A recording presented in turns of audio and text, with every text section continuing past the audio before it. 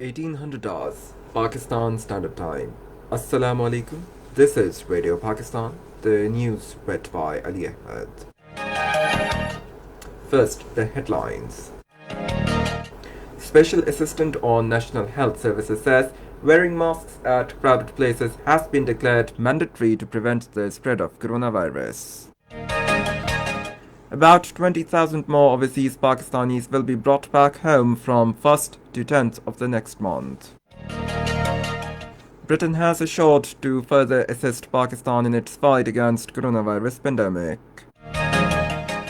Special Assistant on Information says arrival of first bulk cargo ship of Afghan transit trade will stimulate host of business activity in the entire region. In occupied Kashmir, the inhuman lockdown imposed by RSS-backed Narendra Modi-led fascist government on 5th of August last year, when it revoked the special status of the territory, has completed 300 days. A top Afghan official says his team is ready to start dialogue with Taliban. And now the news in detail.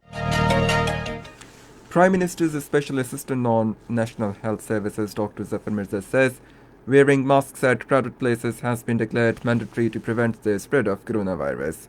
Addressing a news conference in Islamabad this afternoon, he said, in view of growing number of corona cases and deaths due to this disease, that the government has no option but to declare wearing of masks a must at mosques, markets, shopping malls, public transport and other crowded places.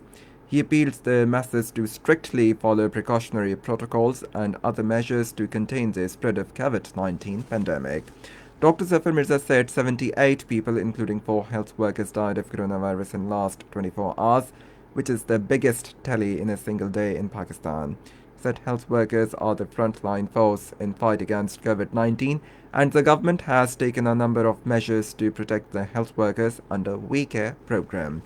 Speaking on the occasion, Special Assistant on National Security Moeed Yusuf said, "We have brought back 33,000 stranded Pakistanis from over 55 countries after the outbreak of coronavirus. That 1st to 10th of the next month, 20,000 more overseas Pakistanis will be brought back home." Moeed Yusuf said facilitating laborers in Gulf countries is our topmost priority. He said taking care of balance between health and economy, Civil Aviation Authority has opened outbound flights. He said a comprehensive policy to facilitate the stranded Pakistanis will be announced soon. Talking about land borders, he said our frontiers with China and India are closed while goods transport has been allowed on Torkham and Chaman borders for 6 days a week.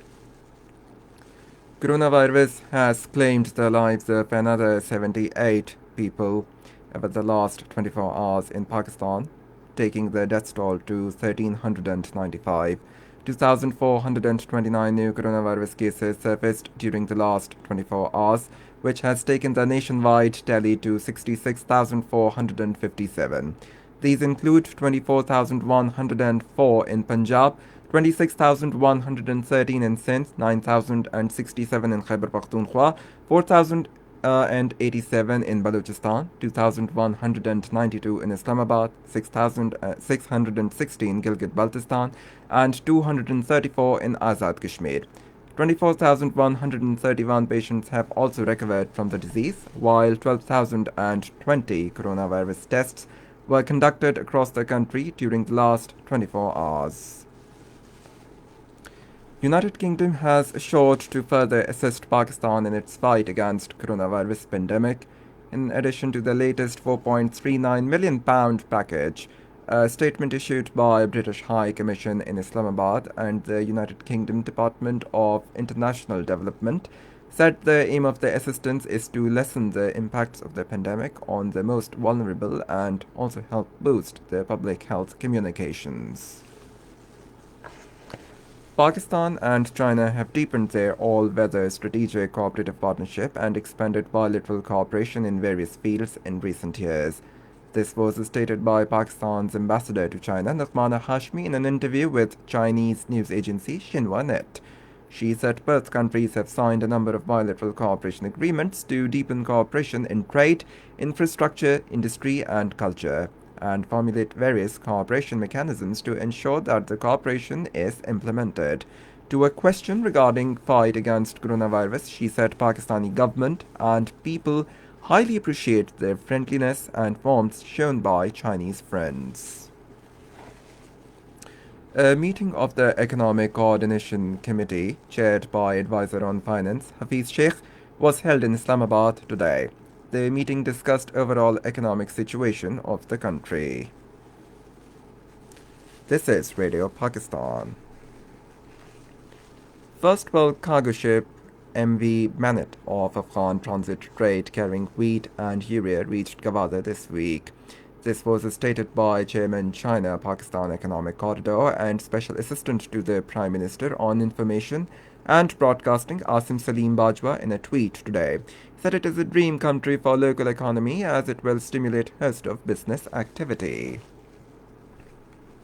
In Hunza, flooding caused by the increased water flow from Shishpir Glacier has affected Karakoram Highway, damaged under construction 2 megawatt hydel power project and destroyed water supply system to Aliabad. According to ISPR, Frontier Works Organizations has been directed to start work for rehabilitation of Karakoram Highway in the affected area. Our Gilgit correspondent Sher Mohammed reports that flow of water has increased from 1400 to 2500 cusecs. He reports that traffic is plying via Murtazabad and Nagar as alternate route to Hunza. Azad Jammu and Kashmir President Sardar Masood Khan and Prime Minister Raja Farooq Haider Khan have strongly condemned India's aggressive approach in the region. During a meeting in Muzaffarabad, both leaders discussed matters of national interest, including tension between India and China at Sikkim-Tibet border in Ladakh and its impacts on Jammu and Kashmir, holding New Delhi responsible for escalation of tension between India and Chinese forces in Ladakh. They observed that India on one hand is threatening to impose war on Pakistan, while on the other it is challenging the security and sovereignty of Nepal. In occupied Kashmir, the inhuman lockdown imposed by RSS-backed Narendra Modi-led fascist government has completed 300 days.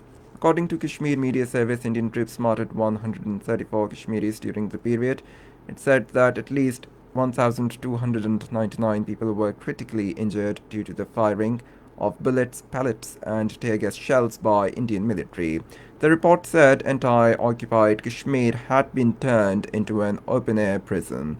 Thousands of Hurriyat leaders, including activists and human rights defenders, continued to remain under house arrest or in different jails of occupied Kashmir for the past several months. Meanwhile, Indian troops in their fresh act of state terrorism martyred 2 more Kashmiri youth during a coordinated search operation at Vanpora in Kulgam district today. On the other hand, Chairperson of European Parliament's Subcommittee on Human Rights, Maria Arena, in a letter to Indian Home Minister Amit Shah, expressed concern over the arrest of rights activists Gautam Navlakha and Anand Teltumbede. She slammed Modi government for portraying Anti-Citizenship Amendment Act protesters as terrorists. The top Afghan official Abdullah has expressed readiness to start dialogue with Taliban at any moment, however insisting on a fresh ceasefire during the talks. Addressing a press conference in Kabul, Abdullah, who heads a council to represent government in negotiations, said an ongoing pause in violence triggered by a surprise ceasefire offered by militants had set tone for launching discussions. He said announcement of ceasefire, a reduction in violence, and the exchange of prisoners have all paved the way for a good beginning. United States announced to terminate its relations with the World Health Organization. The announcement comes after White House, in a letter to WHO Chief Tedros Adhanom Ghebreyesus, threatened to make the temporary freeze of United States funding permanent and reconsider its membership in the organization.